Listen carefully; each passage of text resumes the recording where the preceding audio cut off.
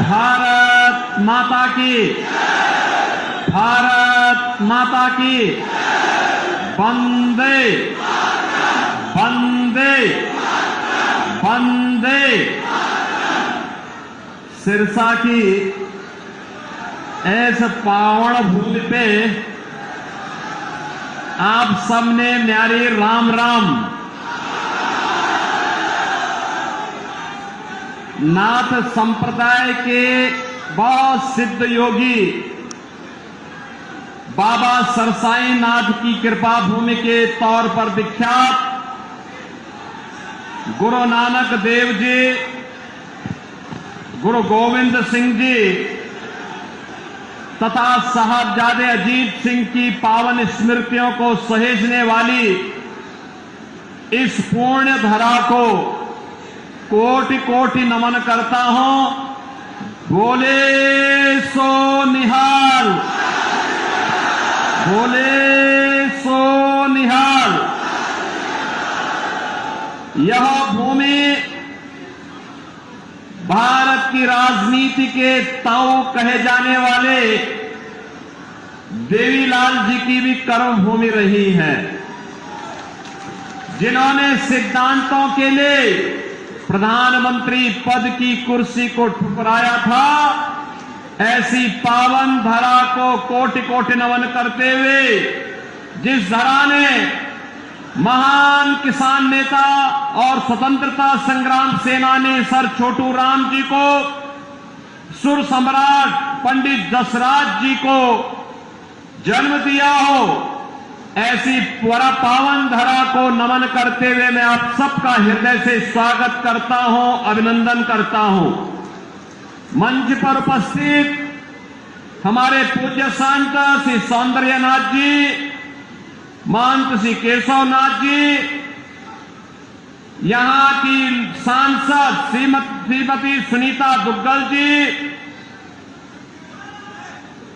लोकसभा के हमारे प्रत्याशी श्री अशोक तंवर जी, राज्यसभा के माननीय सांसद श्री सुभाष बराला जी, लोकप्रिय विधायक और हमारे नाथ संप्रदाय के ही भक्त हैं श्री गोपाल जी, माननीय विधायक श्री दुड़ाराम जी, विधायक श्री लक्ष्मण नापा जी, जिलाध्यक्ष श्रीमती नताशा सिहाग जी, जिलाध्यक्ष फतेहाबाद श्री बलदेव ग्रोहा जी, पूर्व राज्यपाल श्री गणेशी लाल जी, लोकसभा संयोजक आदित्य चौटाला जी, हरियाणा सरकार के चेयरमैन श्री बेग फुला जी, जगदीश चोपड़ा जी, मंच पर उपस्थित भारतीय जनता पार्टी के सभी हमारे पदाधिकारीगण और भारी संख्या में बाबा सिरसाई नाथ की पावन धरा को विकास और विरासत की भूमि के रूप में स्थापित करने के लिए यहां पर उपस्थित मैंने बहनों और भाइयों, आप सबका मैं हृदय से अभिनंदन करता हूं, स्वागत करता हूं। बहनों भाइयों, मैं बाबा गोरखनाथ की धरती से और मर्यादा पुरुषोत्तम प्रभु राम की पावन जन्मभूमि से आपके बीच में यहां पर आया हूं। भारत के यशस्वी प्रधानमंत्री और दुनिया के सबसे लोकप्रिय राजनेता मोदी जी का संदेशा लेकर के आया हूं, और संदेशा ये लेके आया हूं कि 4 चरणों के चुनाव पहले ही संपन्न हो गए थे, 5वां चरण आज चल रहा है, और अब पूरे देश के अंदर एक पहले 3 चरणों में, 4 चरणों में जो लहर थी, 5वें चरण में वो सुनामी बन चुकी है, मोदी की सुनामी पूरे देश के अंदर। और एक ही स्वर गूंज रहा है, चारों ओर एक ही नारा गूंज रहा है, और वह है कि फिर एक बार, फिर एक बार, तीसरी बार, तीसरी बार, अब की बार, अब की बार, जब हम 400 पार की बात करते हैं तो बहन और भाइयों कांग्रेस को चक्कर आने लगता है। और चक्कर इसलिए आने लगता है क्योंकि 400 सीटों पर तो चुनाव ही नहीं लड़ रही है, तो जीतेगी कैसे। और इसीलिए तो मैं कह रहा हूं जनता जनार्दन उसे जवाब देती है। क्या जवाब देती है? जवाब देती है कि जो राम को लाए हैं, जो राम को लाए हैं, पूरे देश से की आवाज है। और बहनों, और विरासत और विकास की अद्भुत संगम। अयोध्या में रामलला आ गए और कांग्रेस को तो सत्ता की इतनी जल्दी थी कि करतारपुर साहब को ये भूल गई थी। और तो मोदी जी आए, तो मोदी जी ने आने के बाद करतारपुर कॉरिडोर के निर्माण के कार्यक्रम को भी आगे बढ़ाया। गुरु नानक देव की पावन धरा को भी भारत का हिस्सा बनाने का कार्य आगे बढ़ाया। और गुरु गोविंद सिंह जी महाराज के चार साहबजादों ने, जिन्होंने सरहिंद के लिए अपने आप को बलिदान किया था, उनके नाम पर 26 दिसंबर की तिथि को वीर बाल दिवस के रूप में मनाने की घोषणा भी की है। इसलिए बहनों और भाइयों, आज इसीलिए मैं आपको पास आया हूं कि पावन धरा तो मेरे लिए दो प्रकार से महत्वपूर्ण है। गुरु नानक देव जी से लेकर के गुरु गोविंद सिंह जी के साहबजादों की पावन धरा के रूप में, और हमारे नाथ संप्रदाय के पवित्र संत बाबा सिरसाई नाथ जी के नाम पर, जिनके नाम पर इस सिरसा बसा हुआ है, इसलिए ये मेरे लिए एक पावन धरा है। इसको मैं कोटि कोटि नमन करता हूं, आप सबका अभिनंदन करता हूं, स्वागत करता हूं। बहनों और भाइयों, आज देश बदल चुका है। हमारी पीढ़ी सौभाग्यशाली है कि हम नए भारत के नागरिक हैं, मोदी जी के नेतृत्व में कार्य कर रहे हैं। और जो दुनिया के लिए असंभव है, जो कांग्रेस के लिए असंभव था, वो मोदी जी ने संभव करके दिखा दिया। कर दिया ना। देखो, पहले दुनिया में भारत का सम्मान नहीं बचा था। लोग भारत को शक की निगाहों से देखते थे। पहले दुनिया में भारत के बारे में तमाम प्रकार की चर्चाएं होती थी। हमारी सीमाएं सुरक्षित नहीं थी। दुश्मन भारत की सीमा में घुस जाता था। आतंकी विस्फोट होते थे, जगह जगह विस्फोट होते थे। नक्सलवाद चारों ओर फैला हुआ था। विकास कार्य ठप पड़े थे। जब सुबह उठते थे तो पहला समाचार भ्रष्टाचार का, और सायंकाल होते होते आतंकी वारदात की घटनाएं आने लगती थी। निर्दोष लोग मारे जाते थे, सेना के जवान शहीद होते थे। गरीबों के कल्याण के लिए कोई योजना नहीं थी। कोई गरीब भूख से मरता था, किसान आत्महत्या करता था, दवा के भाव में मरीज दम तोड़ता था, बेटी और व्यापारी सुरक्षित नहीं थी। बहनों और भाइयों, पिछले 10 वर्ष में मोदी जी ने भारत की तस्वीर और तकदीर को बदला है। ये तस्वीर और तकदीर को कैसे बदल दिया है? आज भारत का सम्मान दुनिया में बढ़ा है। दुनिया में कोई संकट आता है, लोग दुनिया भारत की तरफ देखती है। सीमाएं सुरक्षित हैं। अब कोई दुश्मन भारत की सीमाओं का अतिक्रमण नहीं कर सकता है, क्योंकि नया भारत है। और आतंकी वारदात तो नहीं होती, उस पर नकेल कसा गया। लेकिन अगर पटाखा भी जोर से फट जाए ना, तो सबसे पहले पाकिस्तान सफाई देता है कि नहीं, मैंने नहीं किया है। उसे मालूम है अगर समय रहते सफाई नहीं दी तो ये भारत है, छेड़ता नहीं है। लेकिन अगर कोई छेड़ता है तो उसको छोड़ता भी नहीं है, वो भयभीत रहता है। बहनों और भाइयों, भय बिनु होई न प्रीति, ये वही है। जब ताकत होती है ना, तो हर व्यक्ति शांति और सौहार्द के लिए आपके सामने झुकता है। और आज भारत ने दुनिया को एहसास कराया है।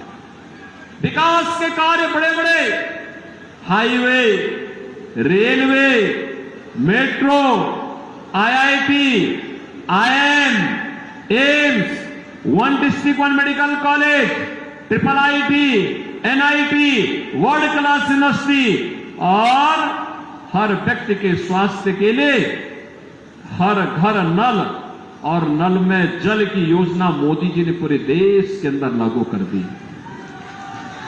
देखो, कांग्रेस के लोग भूखों मरते थे, गरीबों को भूखों मारते थे, उनका राशन खा जाते थे। और बहनों और भाइयों, भाजपा की सरकार में 80 करोड़ लोगों को फ्री में राशन मिल रहा है। मैं बोलना चाहता हूं, जो लोग पाकिस्तान का राग अलाप रहे हैं उनको बोलो, 23 से 24 करोड़ की आबादी का पाकिस्तान भूखों मर रहा है। वहां की जनता सड़कों पर है, तोड़फोड़ आगजनी हो रही है, 1 किलो गेहूं के लिए छीना झपटी हो रही है। और मोदी जी के नेतृत्व में भारत ने 10 वर्ष में 25 करोड़ लोगों को गरीबी रेखा से उभारने का काम किया है। 60 करोड़ लोगों को देश के अंदर 5 लाख रुपए का स्वास्थ्य बीमा का कवर मिल रहा है। 50 करोड़ गरीबों के जनधन अकाउंट खुल गए हैं। 12 करोड़ किसानों को किसान सम्मान निधि का लाभ, 12 करोड़ घरों में शौचालय का निर्माण, 10 करोड़ गरीबों को उज्ज्वला योजना का कनेक्शन और 4 करोड़ गरीबों के मकान बन गए हैं। और मोदी जी ने घोषणा की है, तीसरी बार सरकार बनेगी, 70 वर्ष से ऊपर के हर एक बुजुर्ग को 5 लाख रुपए हर वर्ष स्वास्थ्य के लिए उपलब्ध करवाएंगे।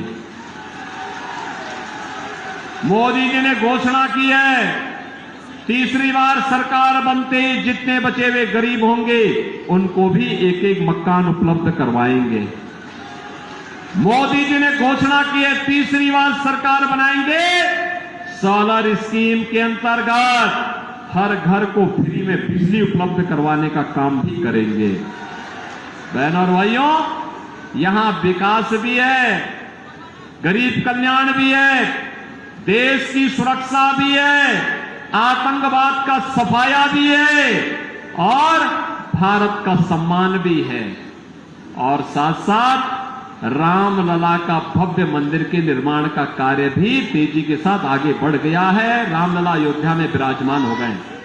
बहनों और भाइयों, मैं आपसे पूछना चाहता हूं, मोदी जी ने जो ये किया, इसमें किसी के साथ भेदभाव हुआ है क्या?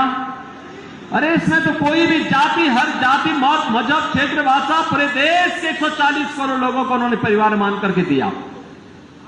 सबका साथ, सबका विकास की बात मोदी जी ने की। और बहनों और भाइयों, एक तरफ सबका साथ और सबके विकास की भाव, सुरक्षा सबको, लेकिन तुष्टीकरण किसी का नहीं। हमने तुष्टीकरण नहीं, संतुष्टीकरण पर ध्यान दिया। और दूसरी तरफ इंडी गठबंधन में कांग्रेस और उसके सहयोगी दल हैं, सुबह से लेकर शाम तक एक नया झूठ और एक नई अफवाह फैलाते हैं। जब सत्ता में थे तब कुछ नहीं किया, तब हिंदुओं की भावनाओं के साथ खिलवाड़ किया। तो उस समय लोग क्या कहते थे? कहते थे हिंदुस्तान के संसाधनों पर पहला अधिकार मुसलमान का है। अरे कहां हमारा हिंदू जाएगा, कहां हमारा दलित जाएगा, कहां पिछड़ा जाएगा, कहां अन्य गरीब जाएगा, कहां महिलाएं जाएंगी? और ये राग अलापते थे वही। और आज बहनों और भाइयों, इनके अंदर एक और भूत सवार हो गया है। कांग्रेस ने अपने घोषणा पत्र में इतनी खतरनाक घोषणा कर दी है, अब कहती है कि कांग्रेस सत्ता में आई तो सत्ता में आने के बाद गरीबी हटाने के लिए देश के हर नागरिक की संपत्ति का सर्वे करवाएगी। सर्वे करा करके वरासत टैक्स लगाएगी। वरासत टैक्स का मतलब आपके बाप की, आपके दादा की, आपके ग्रैंडफादर, आपके फादर, जिसकी भी प्रॉपर्टी आपको मिली होगी, उस प्रॉपर्टी में से आधी प्रॉपर्टी कांग्रेस के लोग ले लेंगे और फिर इस प्रॉपर्टी को वह मुसलमानों को बांट देंगे। क्या आप इसको स्वीकार करेंगे? क्या आप इसको स्वीकार करेंगे? क्या आप पाकिस्तानियों को और मुसलमानों को अपनी संपत्ति पे कब्जा करने देंगे? क्या? अरे हरगिज नहीं। भारतीय जनता पार्टी इनको ये मौका ही नहीं आने देने की। और भारतीय तो बात की बात आएगी सत्ता में। रामलला के कारण इनको अब किसी भी जन्म में सत्ता नहीं मिलने वाली है, कभी नहीं मिलने वाली है। क्योंकि ये चुनाव तो राम भक्तों रामद्रोहियों के बीच में हो गया है। ये तो रामद्रोही हैं, हमेशा राम का विरोध किए हैं, भारत की विरासत का विरोध किए हैं। इनको सत्ता कभी नहीं मिल सकती है। और यही कहने के लिए आज मैं आपके पास आया हूं। बहन और भाइयों, आपने औरंगजेब का नाम सुना हो ना? ये मुगलों में सबसे क्रूर बादशाह था। औरंगजेब, कोई मुसलमान भी अपने पुत्र का नाम औरंगजेब नहीं रखता, मालूम है ना आपको?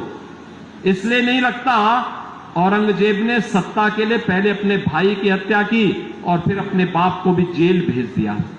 बाप उसका पानी के लिए तरसते तरसते मर गया। वह औरंगजेब था। और अब औरंगजेब की आत्मा कांग्रेस के अंदर घुस गई है, इसीलिए वह विरासत टैक्स के नाम पर जजिया कर आप पे लगा रही है। ये जजिया कर औरंगजेब ने ही भारत में लगाया था। कहा था कि या तो जजिया कर दो और नहीं तो मुसलमान बनो। और कांग्रेस भी यही करना चाहती है। क्या आप इसको स्वीकार करेंगे? क्या आप इसको स्वीकार करेंगे? क्या हम भारत को विभाजन की ओर ले जाएंगे? क्या? अरे राम जन्मभूमि का जो पुण्य आपके साथ जुड़ा हुआ है, आप भी कह सकते हैं, सिरसावासी भी कह सकते हैं कि हमने तो यहां से कमल खिलाने का काम पिछली बार भी किया था।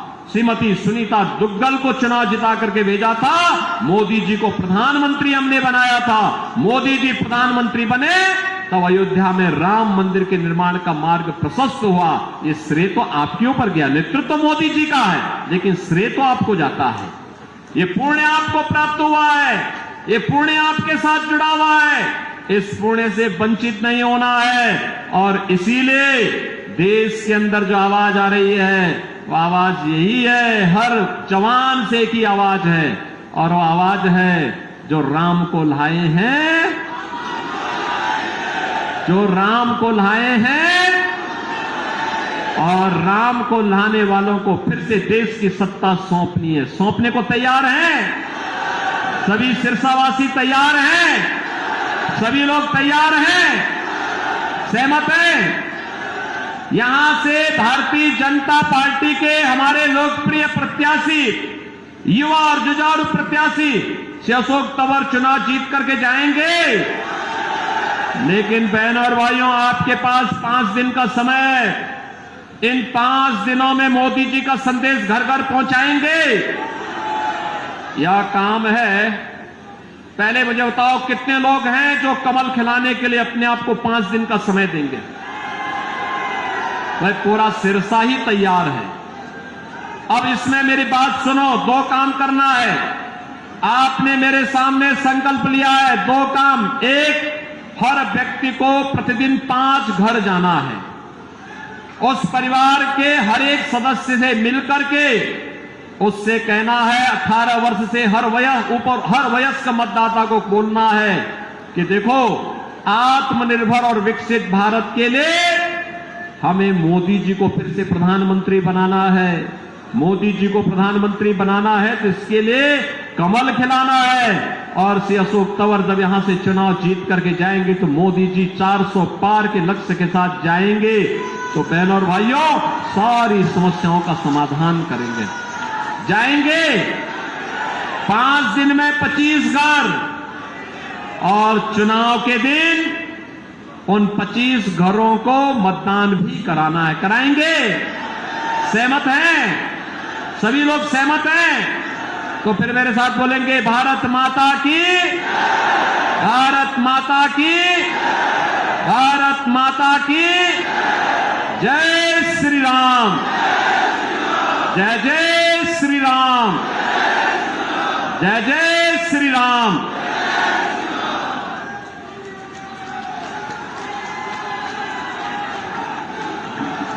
आप सभी माननीय योगी आदित्यनाथ जी के स्वागत में इतनी भारी संख्या में आप सभी का बहुत बहुत धन्यवाद। जय श्री राम। संजीवनी अस्पताल बाल एवं शिशु रोग, general surgery, plastic surgery, neuro surgery, नेत्र रोग, फिजियोथेरेपी, स्त्री एवं प्रस्तुति रोग, हृदय एवं शुगर रोग, हड्डी एवं जोड़ रोग, कार्डियोलॉजी, दंत रोग, इमरजेंसी चिकित्सक सुविधाओं में एक भरोसेमंद नाम है। ICU, NICU, cath lab, hair transplant, private कमरे, urology, CT scan, laparoscopy, accident, trauma, heart attack, जले का इलाज, डायलिसिस की सुविधाएं उपलब्ध हैं। सभी मरीजों को खाना फ्री दिया जाता है। आयुष्मान भारत हरियाणा सरकार और रिटायर्ड फौजी भाइयों के इलाज, इंश्योरेंस और टीपीए पैनल पर सभी सुविधाएं उपलब्ध।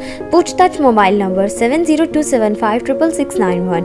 हमारे रहते आप बेरोजगार क्यों हैं? सरकारी नौकरी की सबसे अच्छी तैयारी, सबसे अच्छे अध्यापक, सबसे कम फीस, हरियाणा का नंबर 1 कोचिंग सेंटर ICS